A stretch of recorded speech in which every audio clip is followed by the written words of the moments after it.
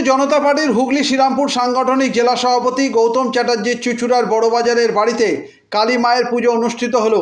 পুজো এবছর 50তম বর্ষ। পুজোতে উপস্থিত ছিলেন রাজ্য সম্পাদক দীপাঞ্জন গুহ সহ আরও অনেকে। 500 লোককে চেয়ার টেবিলে বসিয়ে ভোগ খাওয়ানো হয়। পরে এই পুজো সম্পর্কে জানান বিজেপির সভাপতি গৌতম চ্যাটার্জি। চুঁচুড়া থেকে প্রবীর ঘোষালের রিপোর্ট। উপাসনা করতে বলছে, মানে যেটা বাউল অঙ্গের একটা চিরাচরিত। প্রথমবারে যারা নাচানাচি করেছিলেন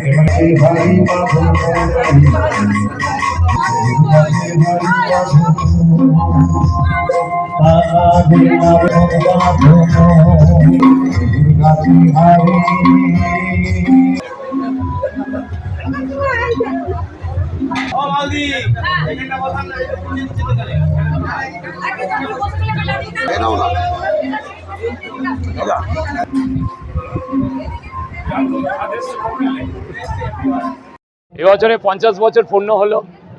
আমার বাবা আমার মাকে স্থাপনা করে গেছিলেন, সেই কাজ আমি এখনো করে চলেছি, মায়ের সেবা করছি। এবারে 50 বছর আমরা পূর্ণ করলাম।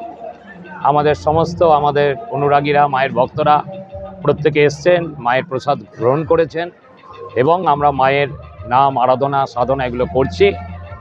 আমাদের একটাই উদ্দেশ্য, অশুভর বিনাশ হোক এবং শুভ শক্তি জাগ্রত হোক।